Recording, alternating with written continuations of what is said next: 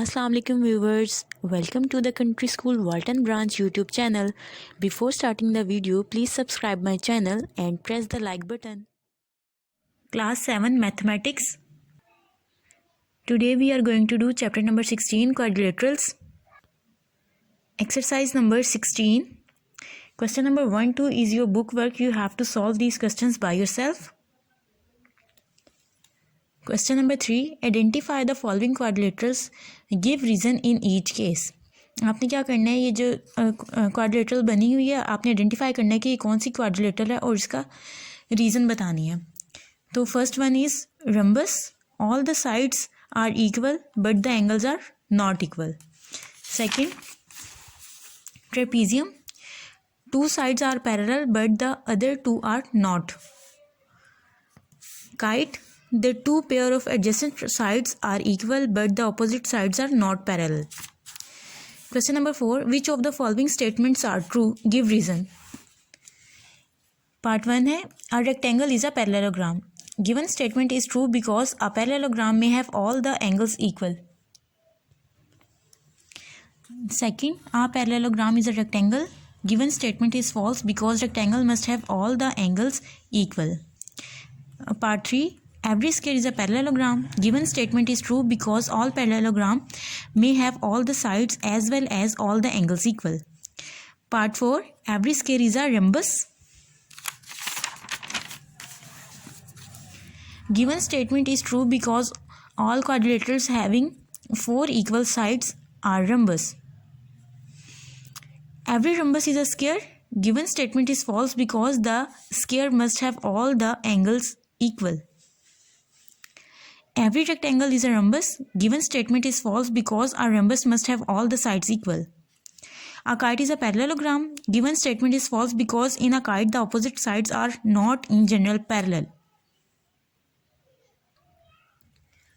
Question number 5. Find the remaining angles in the following parallelogram.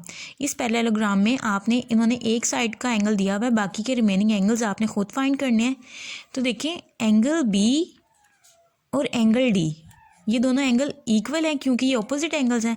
तो angle B equals to angle D opposite angles. Angle B जो है वो 110 है तो angle B 110 है तो एंगल डी भी 110 होगा क्योंकि ये ऑपोजिट एंगल्स हैं और एक दूसरे के इक्वल हैं. तो angle D is equals to 110.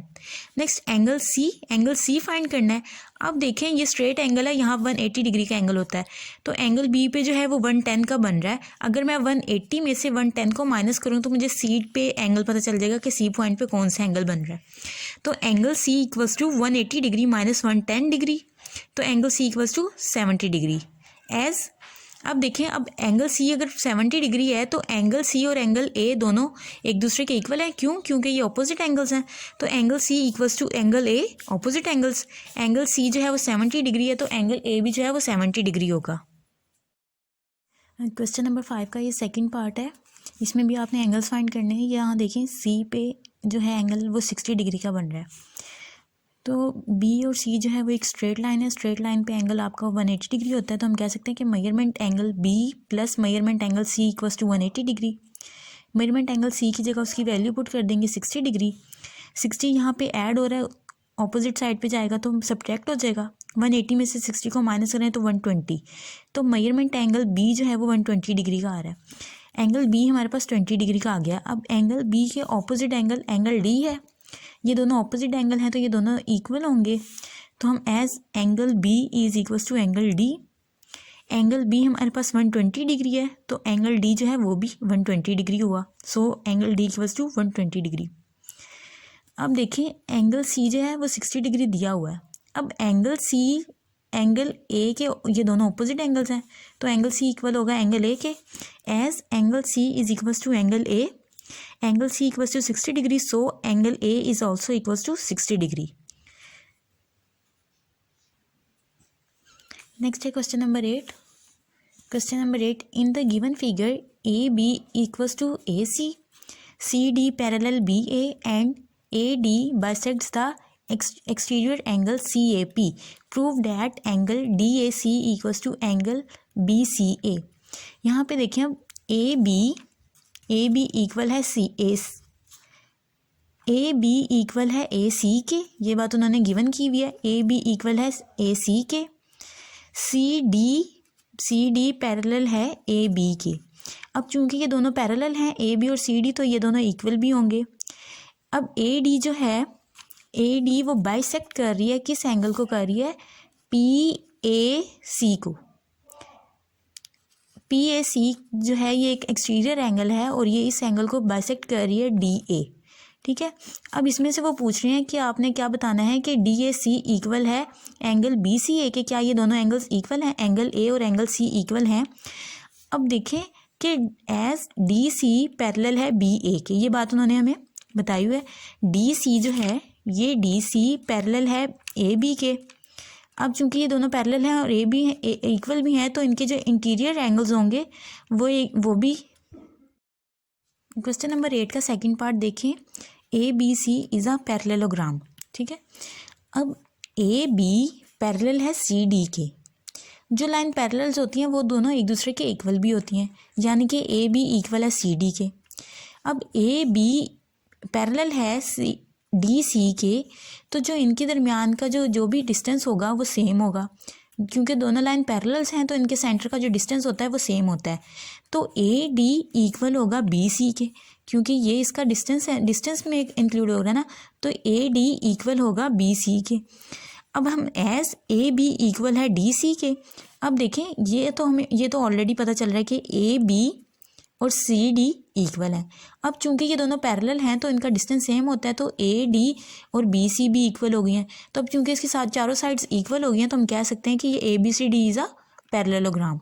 ये जस्ट इतना ही है। नेक्स्ट क्वेश्चन है question number 8, in the given figure A B equal A C D parallel A B A and D C bisects the exterior angle C A P, prove that angle D A C equals to angle B C A and A B C D is a parallelogram. तो first part देखेंगे। First part में देखें A B equal है ए सी के, ए B equal है ए सी के, ठीक है। Then C D parallel B ए।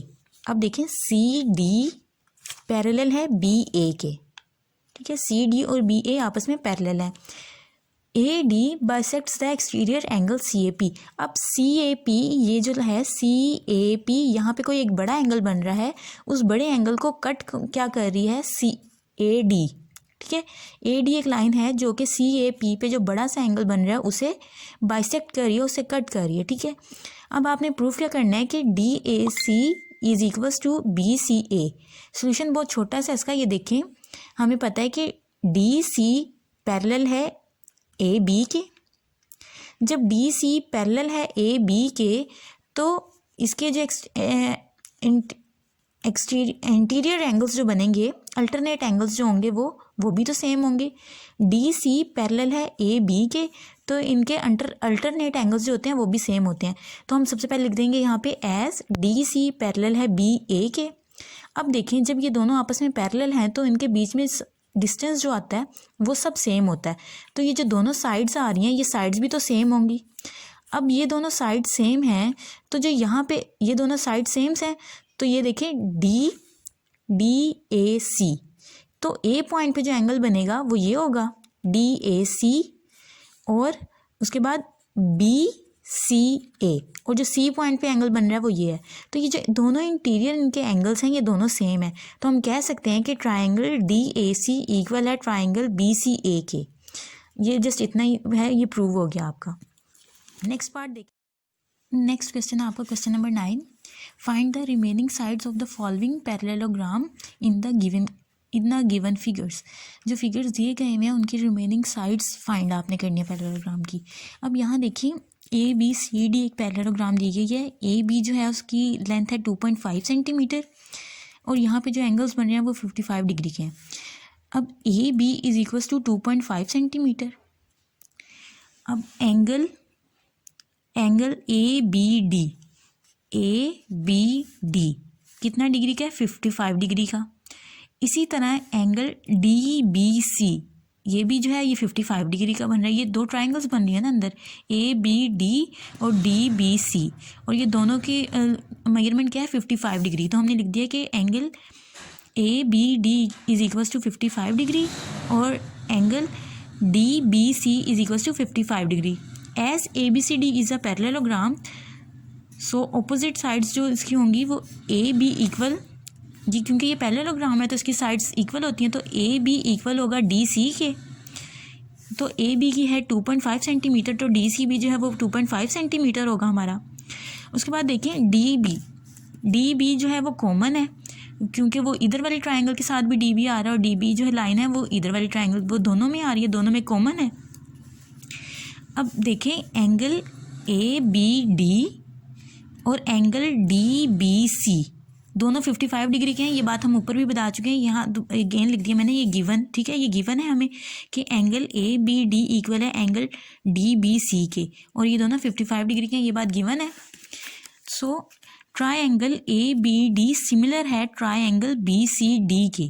तो जो ट्रायंगल ABD है, ABD और BCD ये दोनों सिमिलर हैं ट्रायंगल्स. ABD एंड BCD दोनों ट्रायंगल्स सिमिलर हैं आपस में.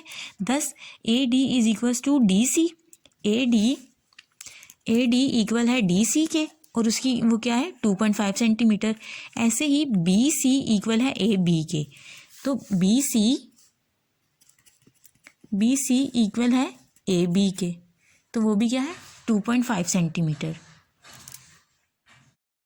क्वेश्चन 9 का जो सेकंड पार्ट है वो सेम उसके जैसा है. AB इक्वल है 3 सेंटीमीटर के, as AB equals to DC, so DC equals to 3 centimetre. Now considering the correspondence of triangle BAD and triangle BCD. Angle BAD equal है एंगल BCD के और ये वो इक्वल है 90 डिग्री के, तो angle BDC is equals to 90 degree minus 45 degree equals to 45 degree. Angle ABD is equals to angle BDC. Alternate angles हैं आपके, B और D अल्टरनेट एंगल्स हैं, और AB इक्वल है DC के, तो अल्टरनेट एंगल्स और साइड सेम हो गई हैं. तो ये जो हमारी ट्राइंगल्स बन रही हैं वो सिमिलर हैं. ट्राइंगल ABD सिमिलर है ट्राइंगल BCD के, हेंस AD इक्वल है DC के. AD जो है वो DC के इक्वल हो गई है. Corresponding sides of the concurrent triangles देखते हैं. AB इक्वल है BC के जो कि 3 सेंटीमीटर है, और AD इक्वल है BC के जो कि 3 सेंटीमीटर है. थस AB इक्वल है BC और BC इक्वल है CD, और वो ये तीनों की किसके इक्वल है 3 सेंटीमीटर. क्वेश्चन नंबर 10 है, in which 4 sided figures the diagonal are. 1 में देखें equal and at right angles, तो वो कौन से होते हैं square. Unequal and at right angles rhombus. Unequal and not at right angles parallelogram. Equal but not at right angles rectangle. ये exercise आपकी कंप्लीट हो गई है.